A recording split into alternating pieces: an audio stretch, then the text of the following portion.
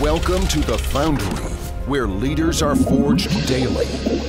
Each week we investigate themes of leadership, entrepreneurship, and mindset with some of the greatest minds in real estate.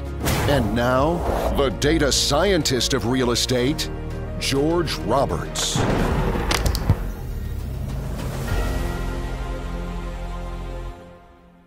Welcome back, investors.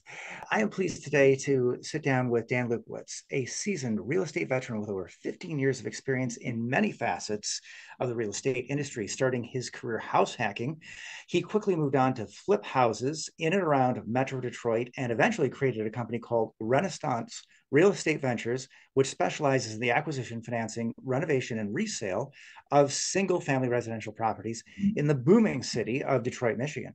Before joining Encore Real Estate Investment Services as a senior director, Dan was a senior advisor at Fortis Net Lease. Specializing in commercial real estate investment sales, Dan is also a former business development executive for Amazon in Detroit, Michigan. Currently, Dan is senior director of Encore Real Estate Investment Services and specializes in shopping centers, medical office buildings, pharmacies, quick-serve restaurants, retail stores, and automotive repair and parts stores, as well as resorts. Dan has 5 lovely children and resides in Birmingham, Michigan with his wife, Brady Liebowitz, and enjoys running, boxing, lifting weights, yoga, and playing acoustic guitar. Welcome to the show, Dan. Thank you so much for having me. I appreciate it. All right, beautiful. I know this is going to be an exciting interview because, Dan, you are, among all the people I know, probably one of the most interesting and outspoken. So, well, we're really happy to have you because you're always fun. And I always like to start with a fun question that when you're at a cocktail party and someone asks you, what do you do for a living? How do you respond? I tell them that I am a net lease investment sales broker and that I assist clients in buying and selling net lease properties all over the country. The only problem there is that so many of us have not been fully acquainted with the wonderful world of net lease. So give us a quick rundown. What makes this asset class special? Yeah, so net lease really, I mean, we can look at the name, right? So typically when you have a real estate investment or real estate property, you're going to be collecting some form of income, usually in the form of rent. So that's going to be your gross income. There might be some other, ancillary income sources, but in general, we'll focus on just that base rent that you're going to be collecting from your tenant or tenants. Now, when I describe what net lease is, I like to kind of juxtapose it to what net lease isn't. And an asset class that a lot of people are familiar with is multifamily. So if we look at multifamily versus net lease, let's take, for example, and I'm making this up, right? A 10-unit small apartment complex that's bringing in $125,000 in gross collected rents. And let's juxtapose that with a Wendy's property that's bringing in $125,000 of gross collected rents. Now, if you look at the multifamily property, that's your top line income. That's your gross income before any expenses. However, you're going to have to pay for things like property management, taxes, insurance, maintenance, capital expenditures. You're going to have to pay to plow the snow. You're going to have to pay to, shovel the sidewalks and cut the grass and paint the building and replace the roof, all those different things. So at the end of the day, after your expenses, you're going to be left with net operating income that might be half of that $125,000. Now, if we flip to the Wendy's property, the absolute triple net property, well, guess what? The tenant pays for your taxes. The tenant pays for your insurance. The tenant pays for all maintenance and management. Anything goes wrong, it's the tenant's responsibility. I have sold buildings that either before or during the marketing period, people have driven cars through these triple net buildings and the owner didn't even know because they weren't responsible for dealing with it whatsoever. So that's an absolute triple net lease where the landlord has zero responsibilities and the tenant pays for everything: taxes, insurance, common area maintenance, roof, structure, parking, etc. There are similar types of leases called double net leases that are exactly the same. Tenant pays for taxes, insurance, common area maintenance, management, etc., but they don't pay for roof and structure. And in some leases, they don't pay for parking lot maintenance or repair. So overall, that's what net lease is. And, that's why I think that it's a great asset class, is that it's stable, right?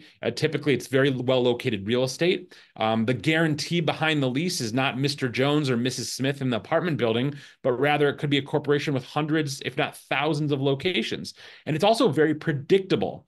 The lease is written. I know exactly what to expect for the next 20 years or however many years the term of the lease is.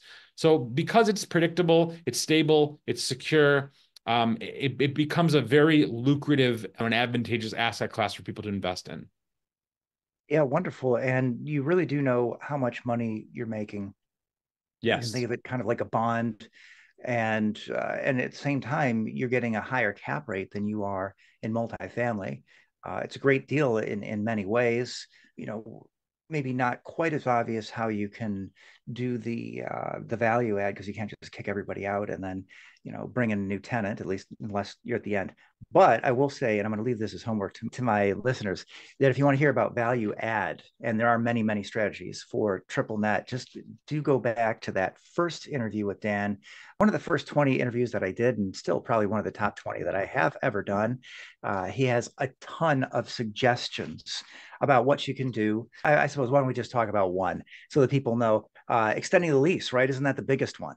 Well, it's hard to choose the one. I mean, just I'm not going to go into each of them because we've done this, but the three that I like to, advertise for are the vacant property repositioning, right? Which taking something that's vacant or has a short term left, repositioning it, putting a new tenant in there with a low cap rate, high rent, and high value.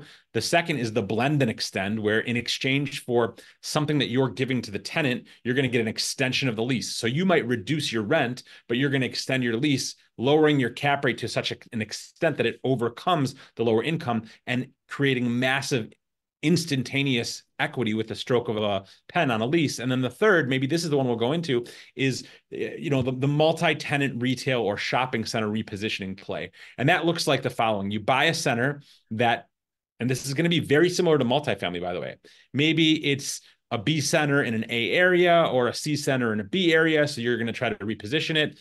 Maybe it has some deferred maintenance. So you're going to maybe paint it or redo the parking lot, make it more attractive to tenants, and also make it more attractive to the next person who's going to buy it. If you have any tenants that are late on rent or that could be evicted, you get rid of those tenants, put in better tenants.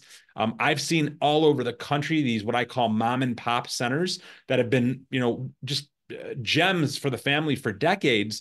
But for whatever reason, the owners did not want to keep up the rents and keep moving them up with the market. So you're buying a property that has below market rents, always a good thing. So at least roll over now your opportunity to raise the rents or get new tenants, right? And then you're going to fill the center up. So any, vacancy that you might have, you're gonna fill up that vacancy and make sure that you now have more cash flow. And then here's the real kicker.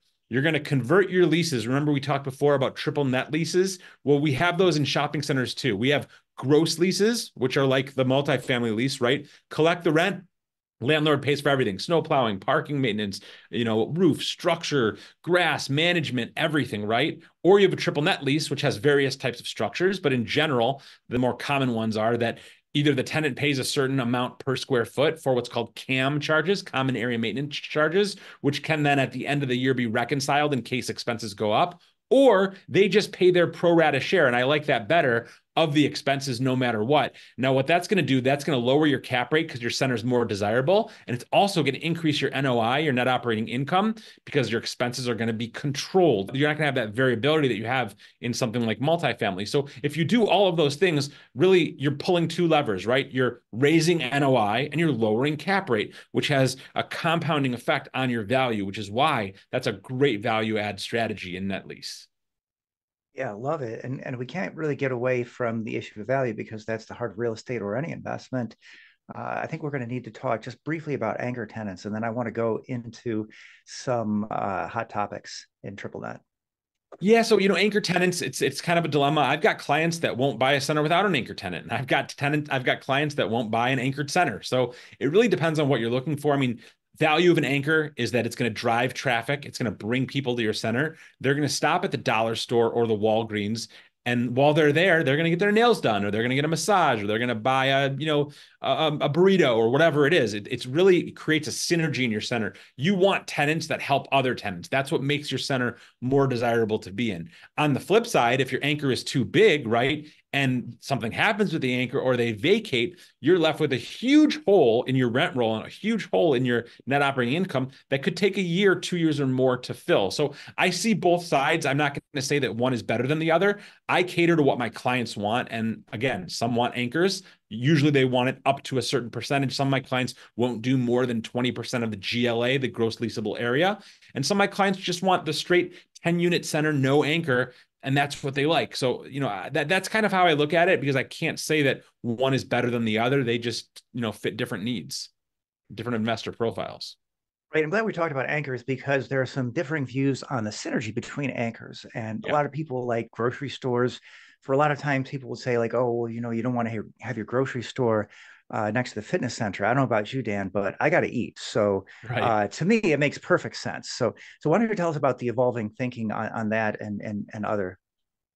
From my perspective, if grocery stores and fitness centers are great anchors because they have high turnover, and I don't mean turnover as tenant, they have high customer like turnover. There's a lot of people in and out. Gym, people are there for 30 to 30 minutes to maybe 2 hours, and they're out, and they're churning a lot of people. There's a lot of cars in the parking lot. It creates a buzz, it creates an energy. People notice the center when they see that parking lot is full. So I think it's great. Shopping centers are the same. People, I go shopping, I want to be in and out of there as fast as possible. Maybe it's just because I'm a man, but that's my perspective. But you get a lot of people that go in and out. And again, those people, I can't tell you how much as a society we're driven by convenience, right? If I'm going to have to go out, I don't want to drive to 4 places. I want to go to one shopping center where I can hit everything I need: Home Depot and Target and Kroger, and whatever, and pick up some food, whatever it is, or a smoothie. So, I believe that those are great. I think that we're seeing a lot of adaptive reuse in general in commercial real estate, and also specifically in shopping centers.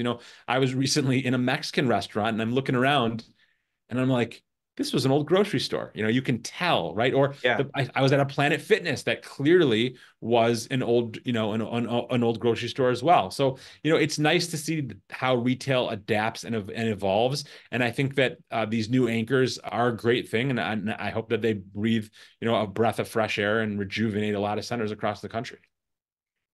Yeah, it makes sense. Well, I think that's probably a perfect segue because, just to quote Mark Twain, I would say that the death of retail has been greatly exaggerated. It's funny because I just feel like there's a certain segment of the population that will believe whatever they're told. I don't know why there's a narrative that retail is dying. Maybe because, people click on things when they think of doom and gloom. And maybe that's just human psychology.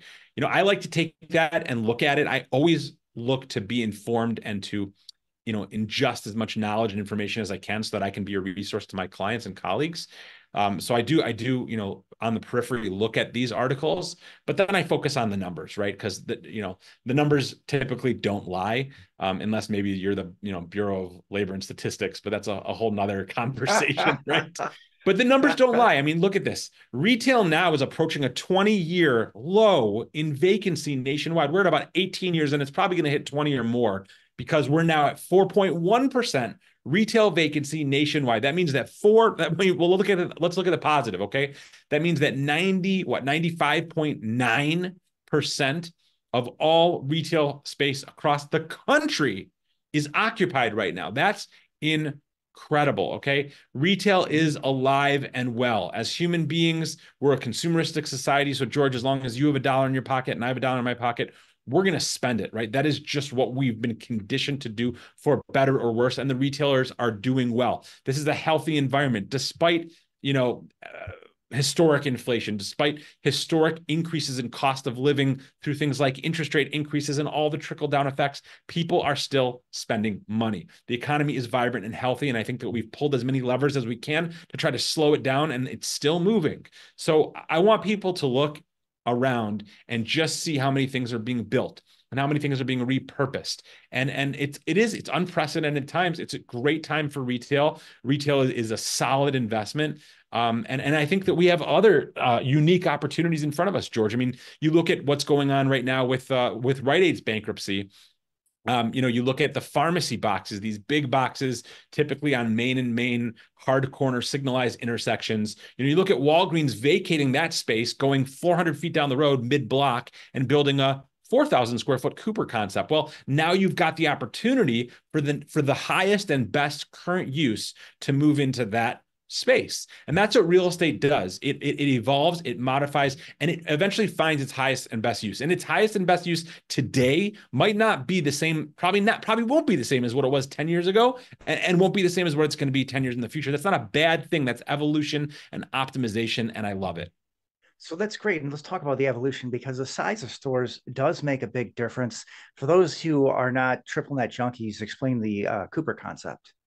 Yeah, so Walgreens, Rite Aid, CVS, the big three in retail pharmacy, about 20, 25 years ago, and you'll see why that number is important. They were being, let's call it, overdeveloped in hindsight, and probably the developers at the time knew. There's a lot of things that get overdeveloped in commercial real estate, and then there's some attrition, and that's just the way that it works. But back then, these developers would build these boxes, and they would sign the lease at the highest rent possible to these major corporations that were like, blue ribbon tenants that everyone wanted. And they knew that the higher the rent, right? Because value is just a function of two variables, right? It's NOI, net operating income, and cap rate. So you can't control cap rate. Cap rate is set by the market, but you can control NOI when you're signing a lease with Walgreens. So they were signing these $300,000, $350,000, $400,000, $450,000, $500,000 leases, and they were 20 or 25-year leases, right, with options afterwards. And everything was hunky-dory. People were paying it. Now, this should have been a major red flag to anyone back then, because anytime you buy something above market value in terms of rent and you don't have replaceable rent, you're going to be open to a tremendous vulnerability. And that's what's going on now. So fast forward 20, 25 years, what's happening? These leases are expiring. When these leases expire, Walgreens, CVS, Rite Aid, they have the option to renew the lease for 5 years or 1 year, depending on whatever the lease is, but it's solely at their option. So they're coming to their landlords and saying, in some cases, we're leaving. In some cases, they're saying, we're leaving unless you cut the rent in half and then we'll stay, right? And in some cases, believe it or not, they're leaving early. They're going dark. What that means is they're no longer occupying the structure. They're removing all their logos and insignias, and they're still paying rent until the lease is over, and then they go down the block and build something else. So that's what's going on. And that's why the fact that they were being overbuilt at high rents 20, 25 years ago is significant, because today those corporations have all the leverage to renegotiate or leave. And now to your question, the Cooper concept is Walgreens' solution to a lot of different problems. Number one, it's a smaller footprint, okay? Number two, it's a right-sized rent. So instead of paying $450,000, they're paying $200,000, $210,000, $180,000, okay? It's a much lower rent for Walgreens. Walgreens and CVS, they're realizing that their lifeblood is the pharmacy, period, okay? And health services. They don't make money from the goods that they sell in the store. And if you look at a 15,000 square foot store and you're going in there to fill your prescription, when's the last time you bought anything? And if you bought anything, maybe it was, a bottle of shampoo or something, right? Yeah, so there's a lot of wasted space. So the Cooper concepts takes their most profitable and successful items and puts them all there in a smaller space and focuses on the pharmacy. So we're seeing that all over. Just, George, you're from the area. 12 Mile and Greenfield is a bang up location. A lot of traffic, a lot of density over there in Oak Park, border of Oak Park and Southfield, Berkeley area, Royal Oak. And guess what? Walgreens vacated early and they built a Cooper concept 398 feet away. We're seeing it all over. It's absolutely astounding. Yeah, I love it. Yeah, I've got a great picture of that. You can actually see the two. And yes, I'm gonna have my assistant dig that up and put that out there. Maybe you can send it to us. But yeah, I love the resurgence of strip malls, because there's a lot of things that you can't do, right? I mean, to get your hair done or nails or a massage, Yep. You can't get that online. And there are a lot of other things that you're going to want brick and mortar for, Yep. like home improvement. I can get a lot of that stuff from Amazon. But a lot of people, particularly a new homeowner, you got to go in and ask some questions. Yeah. There's a lot of value add to going to your local home improvement store or to a hardware store and getting the right part the first time. No doubt. So there's two factors at play here, George. One is consumer driven, right? The consumer, first of all, in your example of the hair salon, nail salon, they're just not penetratable industries for e-commerce, right? Because you can't do those things online. So that's great.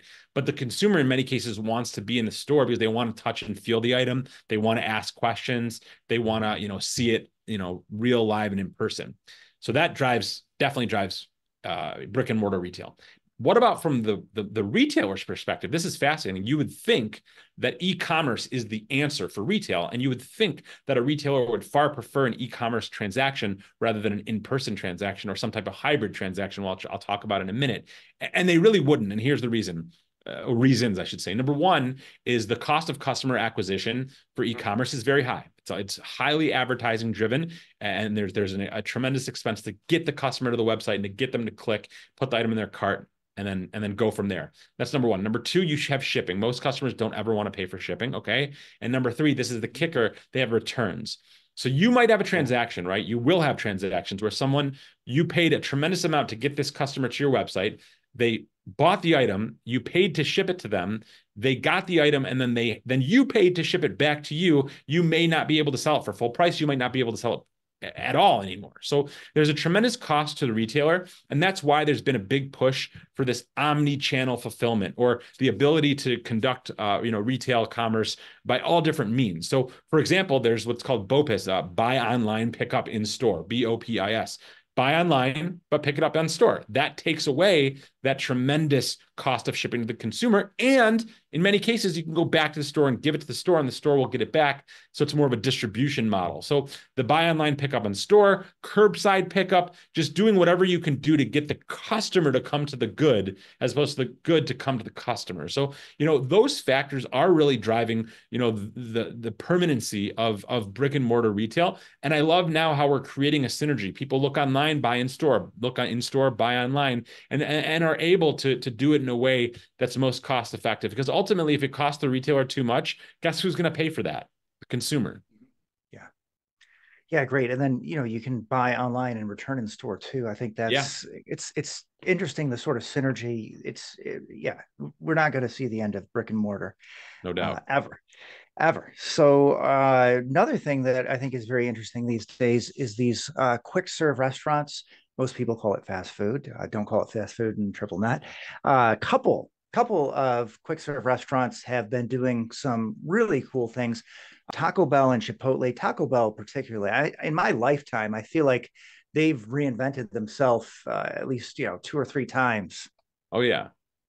Yeah, no doubt. I mean, listen, quick serve restaurant has a lot of change and a lot of moving parts. So I don't know exactly what you're referring to. You can stop me if I'm not going in the right direction, but Chipotle did make some announcements that I don't know if they're fully committed yet, but they're looking into, reduced carbon footprint designs with, solar and all different types of features to make them, more environmentally friendly. Taco Bell, I agree, they re-image every few years, which I think is important, because the customer psyche is such that, I know if I get off an exit and I see an old Taco Bell or new Wendy's, I'm just immediately pulling into the new Wendy's. There's something about the clean look makes me think I'm going to get good service and good food, right? So I like that Taco Bell has done that. I mean, the other side of the spectrum is Burger King. They've been very far behind on their remodels.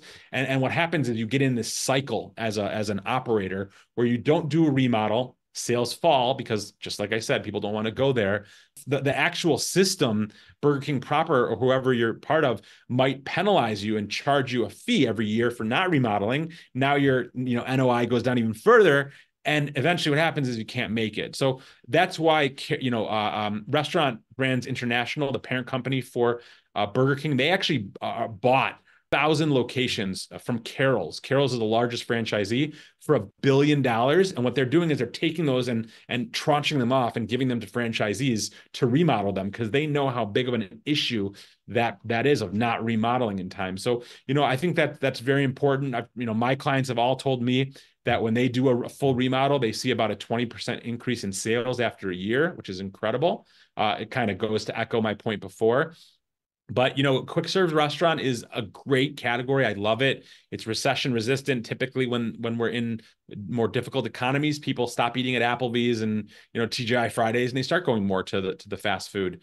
So I love that about them. And we can talk about different variables when someone's looking at a fast food restaurant. Like it's very important to look at the sales at that location and their rent to sales ratio. Typically a rent to sales ratio of less than 8% is healthy, more than 8% not healthy. Obviously, we want to be closer to 7%. Once a store gets into the 9 or 10%, there's almost 100% chance they're going to eventually close. That's just what I've seen from experience. So a lot of nuances there. I mean, if anybody wants to talk about quick service restaurant or really any of this, please reach out and I'm happy to, go more in depth. Yeah, I love it. You've certainly sold more than your share in your day. All right. And then just one final question. Email, carrier pigeon, smoke signals. What is the best way to reach out to the one and only Dan Lewkowicz? I appreciate that. I mean, first of all, I'm on LinkedIn, so you can always follow me there. Please follow me there. Send me a DM, introduce yourself. Tell me that, you heard me on the Foundry on George's podcast. Obviously, if you're listening to this, but you can't see my first name is Dan, last name is Lewkowicz, Lewkowicz. Again, Lewkowicz. Like I said, reach out there. Also, if you own a commercial property, you want to know what it's worth, you might want to sell it. If you're a broker, you're an investor, if you want to talk real estate, if you have a deal and you need an extra set of eyes on it, even if it's not mine, or if there's anything I can do to add value, I'm going to give out my direct cell phone. It's 248-943-2838. Again, 248-943-2838. Please reach out. I get 2 or 3 calls a week, and it's honestly the highlight of my week to hear people, and then especially when they call back 6 months later and tell me about their successes. So please reach out, consider me a resource. I want to help. I want to give back. All right, beautiful. Thank you so much, Dan, for taking the time to share your knowledge and experience with our audience. Absolutely. This was awesome. I love doing it with you, and I sincerely appreciate everything you do. Thank you so much.